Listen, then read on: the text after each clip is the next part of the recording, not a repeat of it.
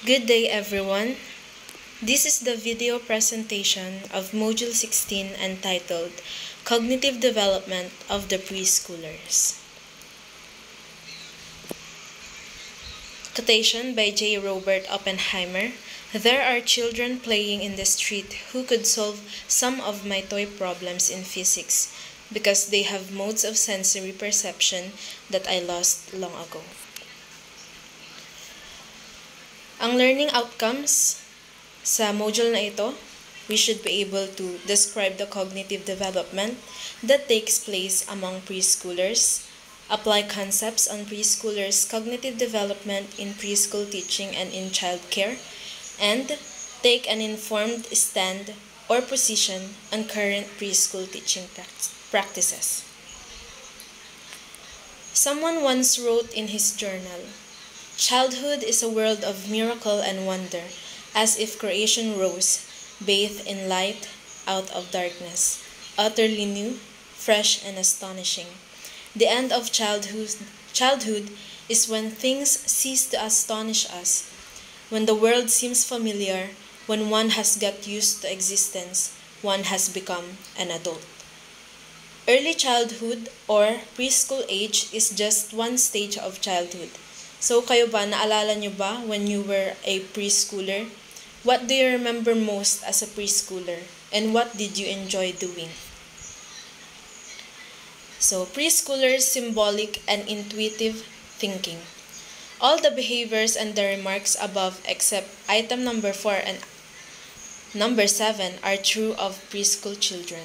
They are considered immature aspects or limitations of preschool children's pre-operational thought according to Piaget.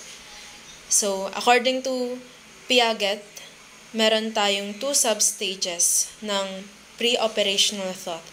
So, these are the symbolic substage and intuitive substage. First, let's tackle about the symbolic substage. Preschool children shows progress in their cognitive abilities by being able to draw objects that are not present by their dramatic increase in their language and make-believe play. And sa intuitive substage naman, preschool children begin to use primitive reasoning and ask a litany of questions. The development in their language ability facilitates their endless asking of questions. So, di ba yung mga bata ngayon, marami silang tanong.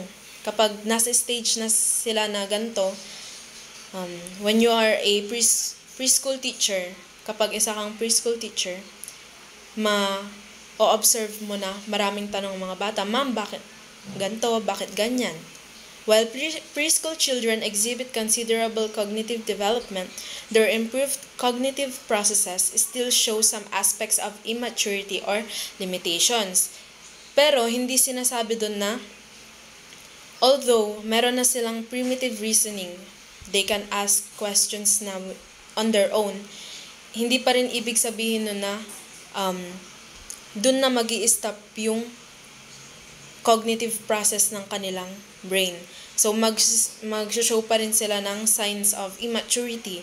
'Di ba? May mga times na makukulit ang mga bata. So, ayan, at gusto nila na sila laging nasusunod.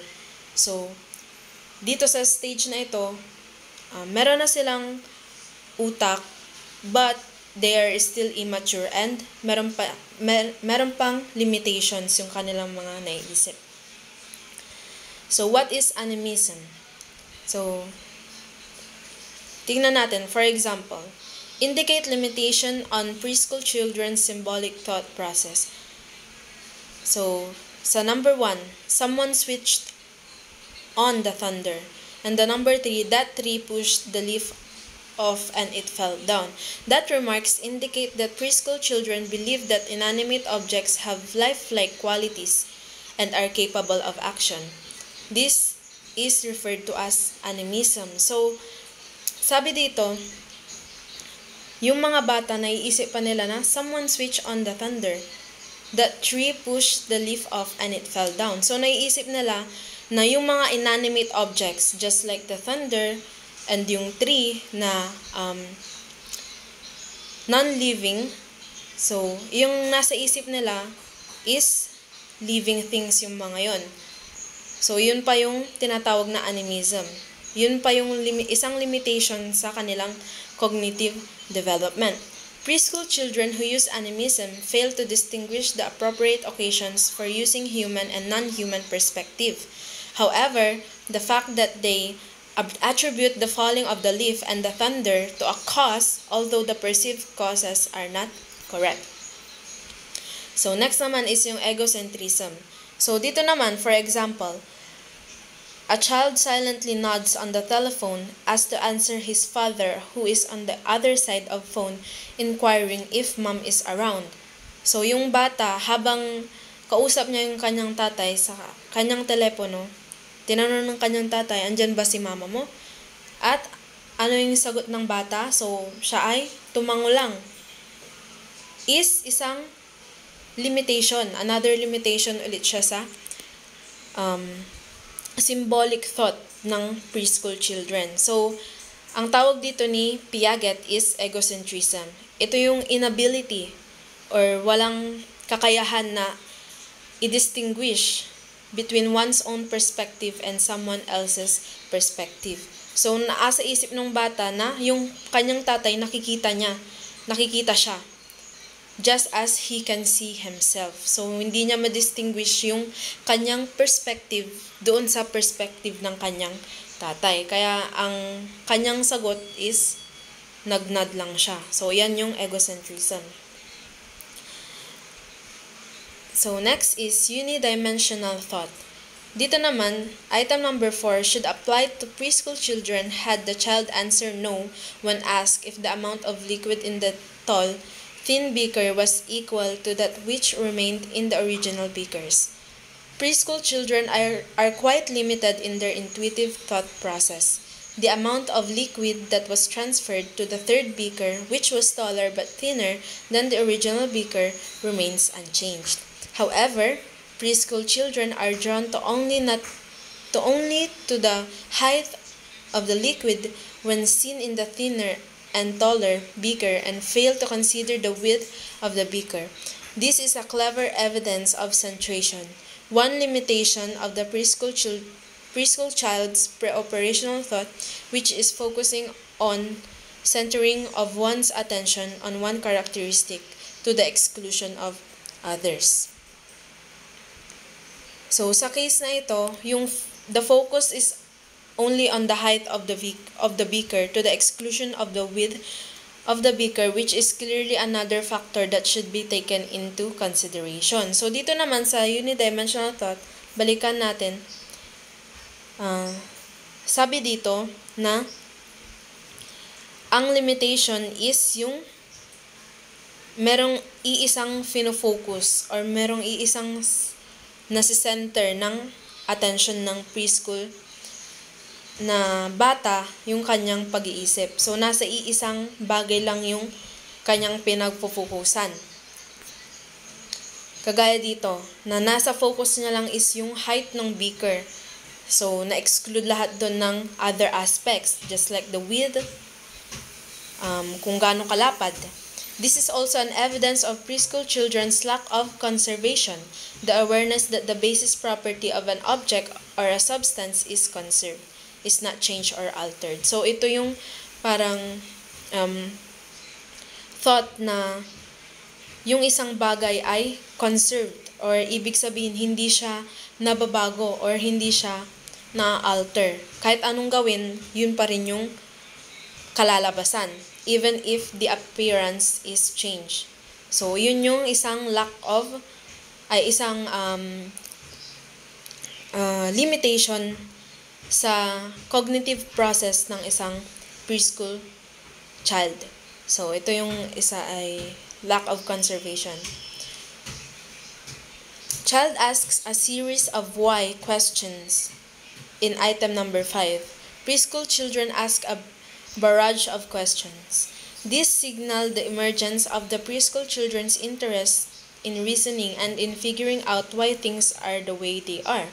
Their asking questions is a function of their insatiable curiosity coupled with the dramatic increase in language. So, ito na yung napapansin natin sa early stage ng pag-grow ng isang bata. Ito na yung nag-i-start sila na magtanong, Mami, ano yung ganito? Mami, ano yung ganyan? So, kadalasan nararanasan niya ng mga nanay dahil sila yung palaging kasama ng kanilang mga anak. So, dahil yung mga bata ay nagkakaroon na ng curiosidad or curiosities sa mga nangyayari sa kanilang paligid, dun na rin nag-i-increase yung chance na mas lumawak yung kanilang vocabulary. So, 'di ba? Nagugulat na lang tayo minsan, may mga sinasabi yung mga bata na words na hindi naman nila alam pero nababanggit nila kasi dahil yun sa environment nila, naririnig nila. So, they are adapting.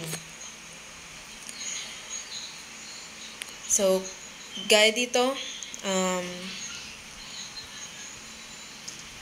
because the preschool child pays more attention to the strikingly conspicuous peripherals, they miss the more relevant and more important features needed in problem solving or in task performance. So dito naman, dahil nga preschool children merong limitation sa kanilang center of attention, they are strongly influenced by the features of the task that stand out, such as the flashy, attractive clown. Ibig sabihin nun, kung ano yung parang pinaka nakikita nila na parang interesting, dun sila nagpo-focus. Nagpe-pay more attention sila dun sa mga interesting na bagay, hanggang sa namimiss nila yung mga relevant and more important features na kailangan para ma-solve yung mga problem. This is obviously manifested when between two wrapped gifts, one with a big colorful ribbon and the other without, a preschool child chooses the one with a prominent ribbon. Diba?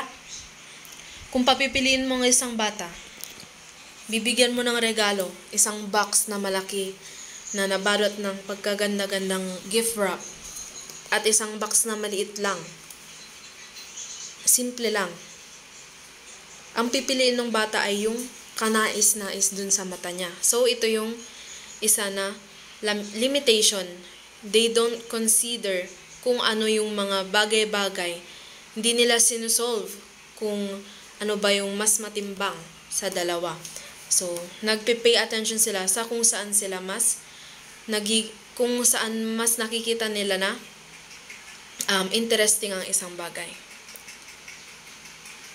So, dito naman, child does not realize that the juice in each glass can be poured back into the juice box from which it came. Indicates irreversibility. So, Piaget's term for our pre-operational child's failure to understand that an operation can go in two or more directions. Once can imagine restoring the original state of the water by pouring it back into the other glass, he will realize that the amount of water in both glasses must be in the same. Unfortunately, however, in this developmental stage, he is not yet capable of reversible thinking. Diba, mga bata, kapag sasabihin mo na maglagay sila ng 8 baso, pupunuin nila yon ng tubig galing sa isang drum. At kung ibabalik nila yun sa drum, ay ganun din yung amount ng tubig. Hindi pa nila yun kayang isipin. Hindi pa nila kayang i-reverse yung nangyari. Hindi pa nila kayang, hindi pa sila capable sa reversible thinking. Isa yun na limitation sa kanilang cognitive process. Next is the transductive reasoning. So, dito naman, Mike did not like to share a piece of cake with his younger sister. Mike's younger sister got sick. Shows that preschool children do not use deductive or inductive reasoning. Instead, they jump from one particular to another and see cause where none exists. So, while preschoolers still may be limited to pre-operational thinking, as you have seen in the activity, they are making significant advancements in their cognitive abilities, like the acquisition of symbolic thought. So, itong symbolic thought is shown in preschool children's ability to mentally represent an object that is not present.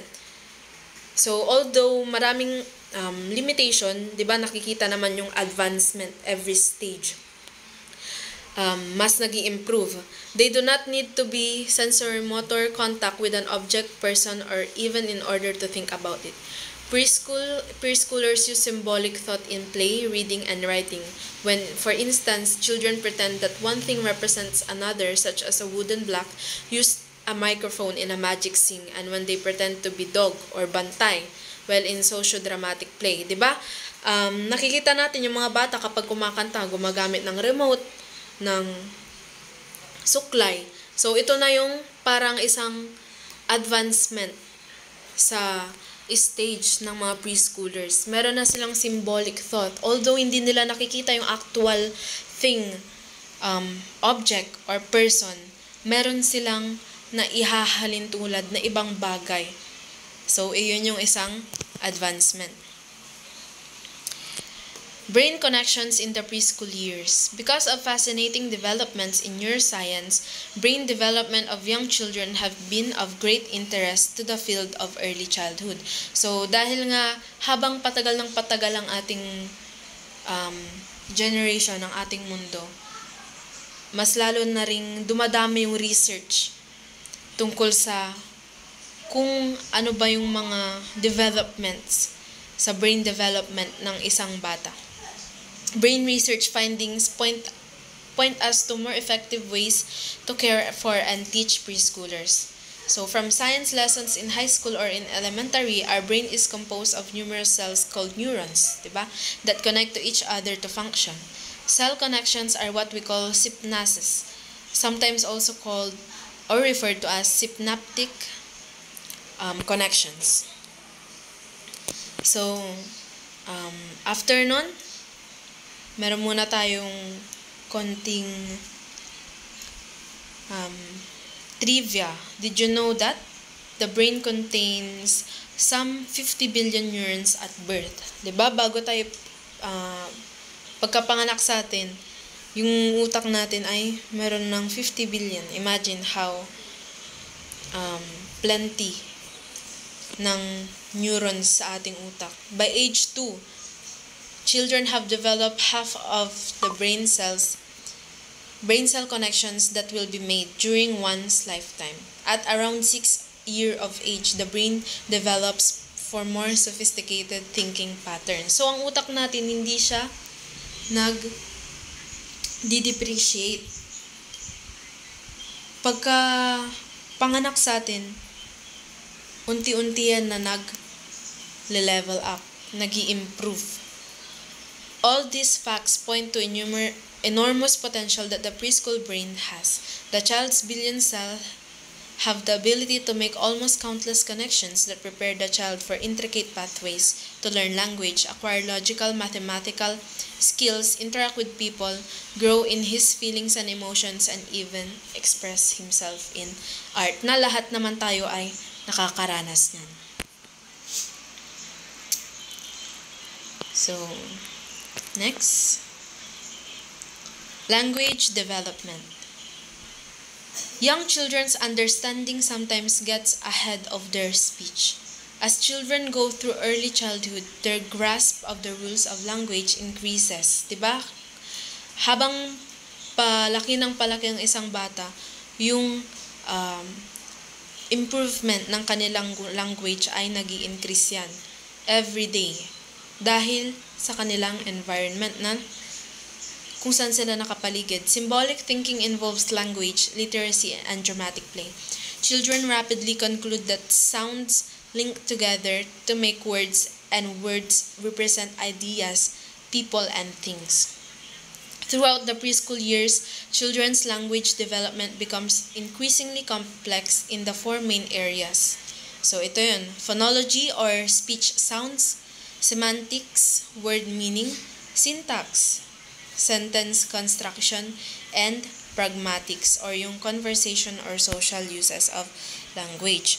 As they advance in age and as they continuously interact with people, preschool children expand rapidly in their vocabulary through fast mapping. So ano ba yung fast mapping? So ito yung isang process na kung saan yung mga bata na-absorb nila yung meaning ng isang bagong salita pagkatapos nilang marinig yun sa isang conversation.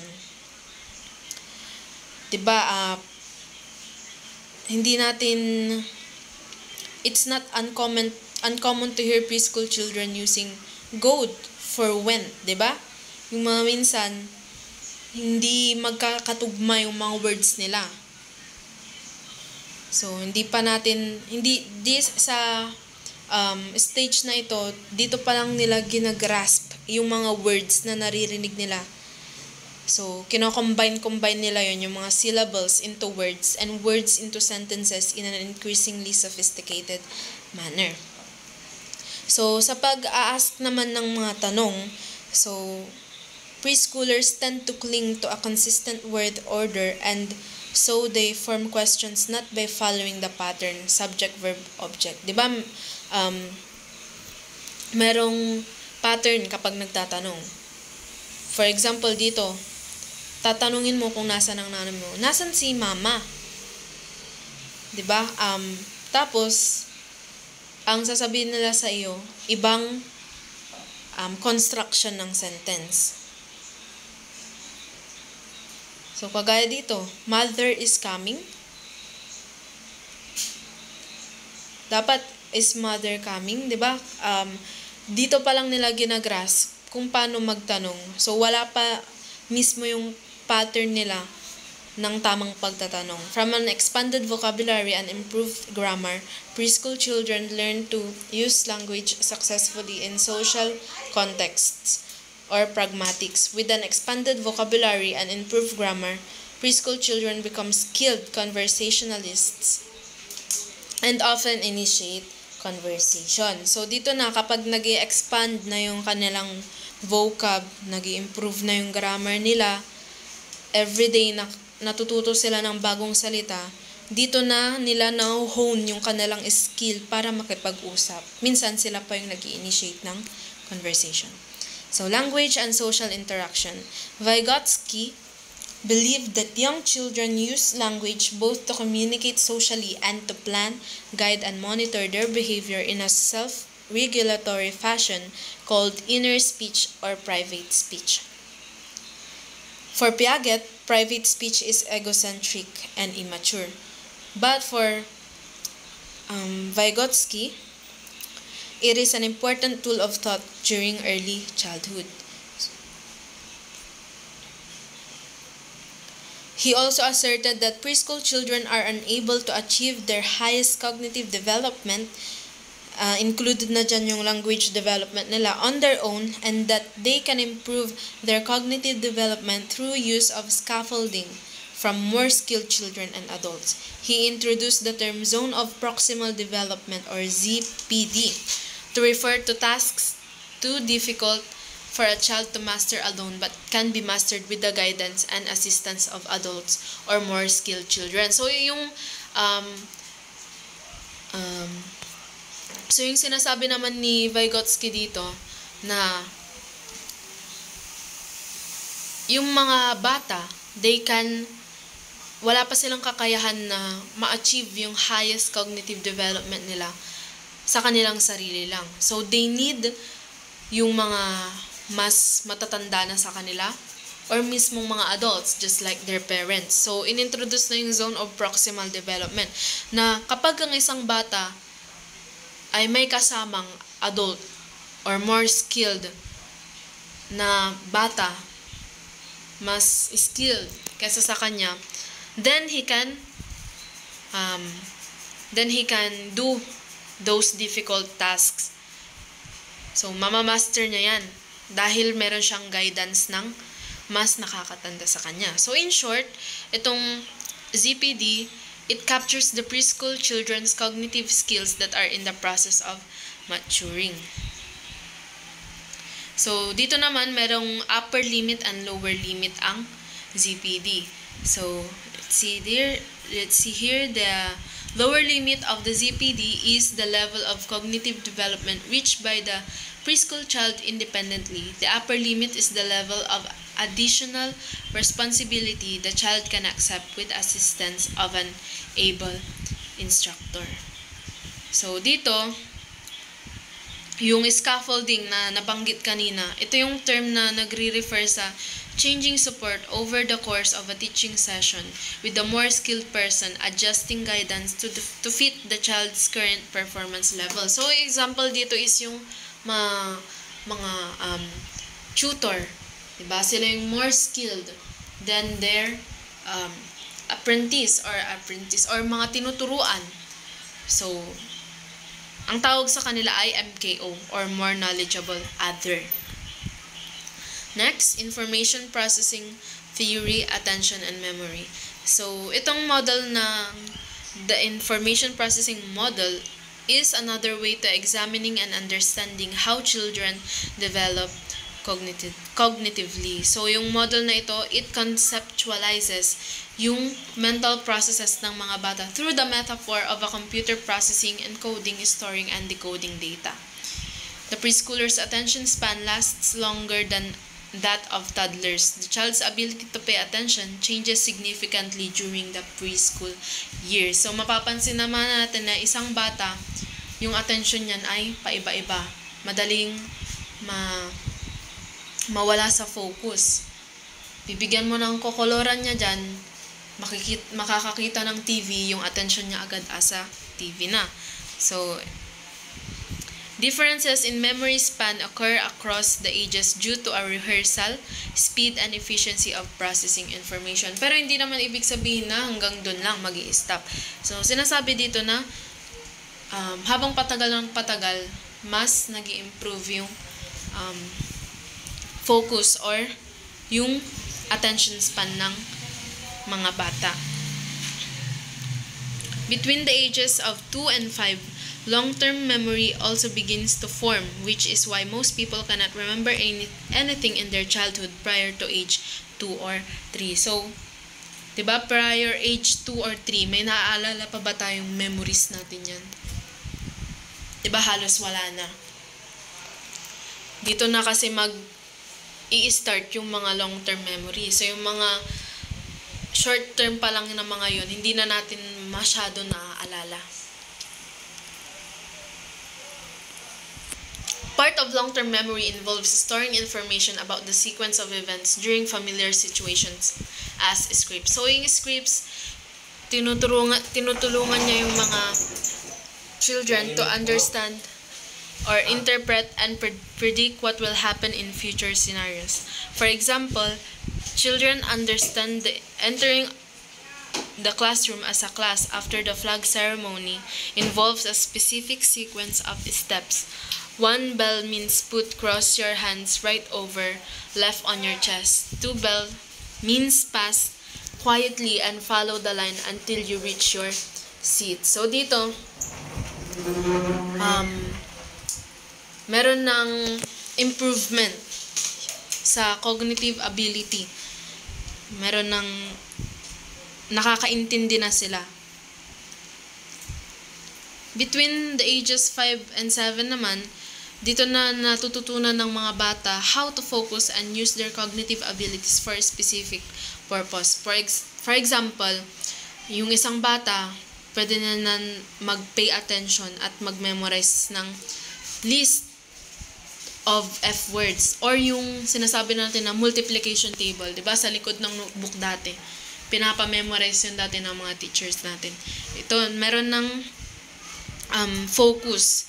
Ito na yung isang skill na obviously crucial or importante para sa mga bata is starting their school to learn new information at ma-retain yun sa kanilang isip, ma-produce if for tests and other academic activities. Di ba may mga tinuro sa atin dati yung mga teachers natin sa elementary na hanggang ngayon ay alam pa natin. For example, yung mag-multiply gamit yung dalawang kamay. Di ba hanggang ngayon ay naaalala pa rin natin. In early childhood, as information processing increases in speed, memory becomes increasingly longer. So dito na, mas nag-i-improve na yung cognitive at ability dahil meron ng rehearsal at saka yung organizing information. Ito na yung nagde-deliberate ng mental activities para ma-improve yung processing ng information ng utak ng isang bata.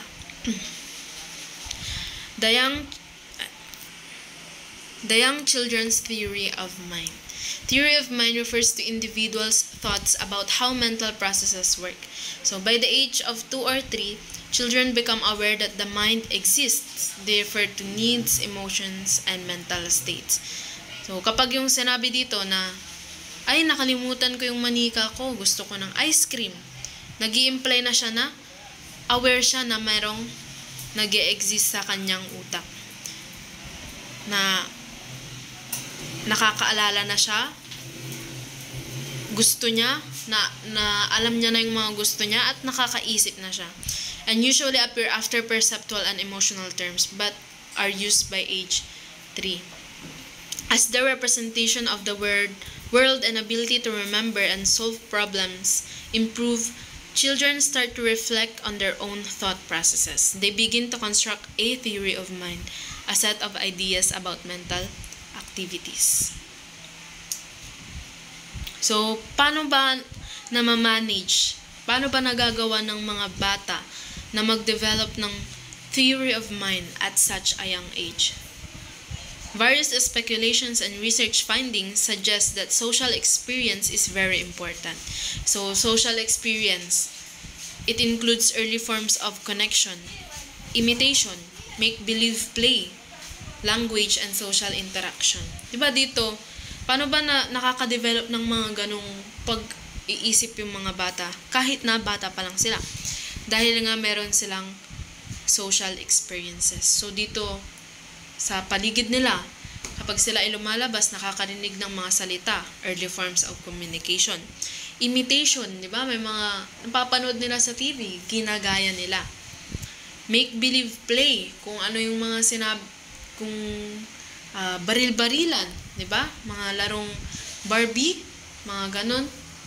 Mermaid, di ba? Make-believe play. So, yung mga yun ginagaya nila. And then, language and social interaction. Receptive language. So, dito, the child is able to understand both verbal and non-verbal forms of communication. 31 to 36 months, 3 to 4 years old, speaks in simple sentences, talks about an event, and is understood. So, yan yung mga kaganapan na sa age ng isang bata kung paano na sila makipag-usap. So, dyan, sa 37 to 48 months, meron ng plurals, past tense, nakakapag-communicate na sila sa iba, group conversation. 4 to 5 years old naman, pwede na silang mag-drawing at sabihin kung ano yung story ng kanilang drawing. Diba, mama, papa, drawing ko yung ating family. Pwede, sa age na yan, pwede na ipaliwanag kung ano yung mga ginagawa nila. So, pre-reading and pre-match or matching. The child is able to match identical objects, colors, shapes, or symbols. Diba? Ngayong preschool, ang mga bata, meron ng di-differentiate na nila anong color to red, blue. Pwede na nilang ma-differentiate ang ba't ibang color. So, ages 2 to 3 years old, pwede na nilang identical objects. Pwede na silang makapag-match ng identical objects. Sa 3 to 4 years old naman, nare-recognize na nila yung mga familiar logos, diba? Dalhin mo sa Jollibee isang beses, susunod na beses alam niya na yung itsura ng logo ng Jollibee. Pag may pupuntahan kayo, makakadaan kayo ng logo ng Jollibee. Uy, Jollibee! Diba? Nare-recognize na nila. Pre-reading and pre-math or copying letters and numbers. So, dito naman, the child is able to recite the alphabet and numbers in sequence. Diba yung may mga ibang bata, kahit hindi pa sila 3 years old, kahit hindi pa sila preschoolers, nakakaya na nilang magbilang kahit 1 to 10 or magbanggit ng alphabet. So, ayan, yung mga nagagawa na ng mga taon na yan. 3 to 4 years old, prints uppercase, letters with a model with some reversals, and etc. Domain, cognitive development, attention, and activity level. So dito naman, the child is able to sustain attention and modulate his activity at age expected level. So ages 2 to 3 years old, completes simple tasks without prodding. Sa 3 to 4 years old naman, may be distracted but refocuses on his or her own. Diba? Pwede silang nadidistract sa ibang bagay, pero kaya na nilang ituon ulit yung kanilang attention dun sa ginagawa nila. 4 to 5 years old sustains attention and concentration in a span of 15 to 20 minutes, di ba? Tagal na rin. 5 to 6 years old can work on a school assignment independently. Kahit hindi mo na sila tulungan magsulat o magbasa, kaya na nilang gawin yan. Higher ordered mental abilities or concept formation. The child develops basic concepts pertaining to object constancy, space, time, quantity, seriation, and etc., and uses this as the basis for understanding how materials are categorized in his or her environment. Next, higher ordered mental abilities or the cause and effect relationship. So dito, the child is able to understand the cause and effect relationship. So sa ages 3 to 4 years old, nakakaintindi na sila kung ano yung reason behind rules and practices in school. Bakit merong flag ceremony? Ganyan. Dahil, yun ay isang pagbibigay ng galang sa ating bansa. Bakit 8 a.m. dapat nasa school na ako? Kasi, yun yung oras ng pagpasok, di ba? Naiintindihan na nila yung mga reason behind ng mga rules and practices na nakikita nila or ginagawa nila sa school or sa community. Memory or episodic memory. The child is able to recall people he has met, events, and places he has been to. So, ages 2 to 3 years old, pwede na nilang sabihin or ikwento yung mga nangyari sa isang particular event na ito. Uy, nag-birthday kami dun dati sa bahay nila ng ganito ganyan. Diba? Pwede na nilang ma-recall yan at kung sino nakikilala nila, mga nakikilala nilang mga tao ay nare-recall na nila. Memory for concept-based knowledge or semantic memory. The child is able to store verbal information in short and long-term memory. So, ayan din. Next. Higher ordered mental abilities, logical reasoning. The child is able to follow the logic of events.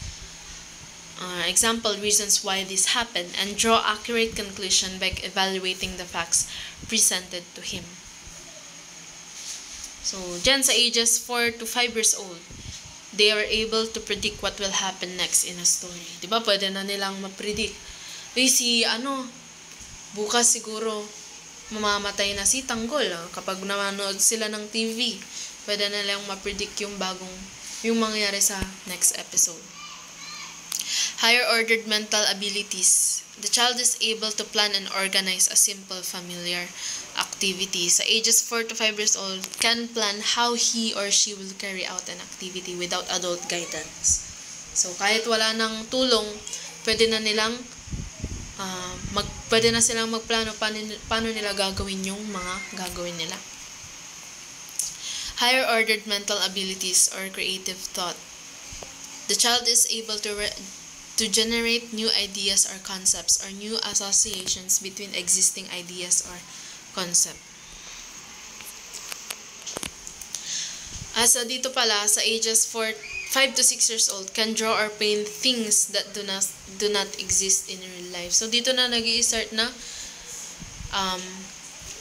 diba may minsan nag-drawing sila ng monsters, ng dragon, diba? Dahil meron silang creative thinking na nagagamit na nila yung part ng kanilang utak wherein they can creatively do some things na kahit hindi nag-i-exist sa real life. Higher ordered mental abilities. Cognitive flexibility. The child is able to shift to more adaptive cognitive processing strategies in order to effectively deal with new and unexpected conditions in his or her environment including problem situations. So, the role of caregivers, parents, and teachers in the cognitive development of preschoolers. So, learning about how preschoolers think and learn, one will realize that parents and teachers can do a lot either to help preschoolers develop their cognitive skills or impede them. With the best of intentions, one can do more harm than good if the approach to teaching preschoolers is not appropriate. So, ano ba yung role ng mga parents or teachers or tinatawag natin caregivers sa cognitive development ng isang preschooler? So, sabi dito na depende yan kung ano yung intention nung magtuturo. 'Di ba? Hindi naman natin alam kung tinuturuan ng masama or tinuturuan ng mabuti. Pero one can do more harm than good if the approach to teaching preschoolers is not appropriate. Dapat early stage pa lang ng bata ay tinuturuan na ng appropriate na mga bagay. What are the ethical things na dapat na ginagawa ng isang tao? Dapat yun palang yung nai-incorporate sa utak ng isang bata. Two prominent organizations that have position statements about the appropriate practices in the care and education of preschoolers are the National Association for the Education of Young Children, or NAEYEC, and the Association for Childhood Education International, or the ACEI. So, dito, below are some appropriate practices that help develop the cognitive skills of preschoolers. So, para sa mga 3-year-old na mga bata, speak with children as often as possible. Use short sentences, ask questions, and listen. So, and new information to your children's sentences. Pwedeng kapag sabihin mo, yes, that's a flower. It's a tall red flower and it smells so good. Diba? Pwede mo siyang dagdagan hanggang sa pwede na lang ma-adapt yung ganong sentence na pwede palang pahabain yung kanilang mga sinasabi at mas matututo sila ng mga bagong salita. Teach children to memorize first and last name. So, pwede yung gawin mga appropriate practices para sa mga 3-year-olds. Pwede rin magbigay ka ng libro na babasahin nila. Tapos, basahin mo sa kanila. Read poetry and nursery rhymes, diba? Encourage a child to repeat a story and discuss the ideas and events. Encourage mo rin sila na magkaroon ng interest sa pagbabasa, sa pagsusulat. Kahit na i-share mo lang yung mga notes mo sa grocery, diba? Para sa mga parents. So, ayan. Explain why and how things happen. Magbigay ng mga laruan and other objects that go together. Tapos, i-discuss kung ano ba yung similarities and differences ng mga yun. Sing simple songs. Yan, make simple rhythm instruments. For 4-year-olds naman, read aloud each day and encourage children to look at books on their own. So, dito hayaan mo na sila yung magtingin ng kanilang babasahin. Kung saan ang gusto nang basahin, hayaan mo sila. Say nursery rhymes and finger plays together. Encourage mo sila na magkaroon ng interest sa pagsusulat at sa mga words. So, bigyan mo ng notebooks na pagsusulatan nila. Teach important number and space concepts. Yan. Teach children the correct use of the telephone. Or mag-plant ng garden. Next, for 5-year-olds, add drama to your reading sessions each day by using different voices for different characters, diba? Pwede yan. Ask 5-year-olds to tell you a story. Dahil mga medyo may kakayahan na sila, pwede na yan. Ask what-if questions. What if there were 5 little pigs instead of 3? Diba? Papaisip sila, bakit kaya? So, ayan. Tapos, yan, thank you notes. Opportunities to group match. Maganda rin na bata pa lang sila, meron na silang experience sa ibang mga tao. Real life situation. And then, yung mga question nila, i-take mo na seriously. So, give opportunities to express dramatic and creative interest. So, yan. Diyan nagtatapos yung ating report sa Module 16. The cognitive development of a preschooler.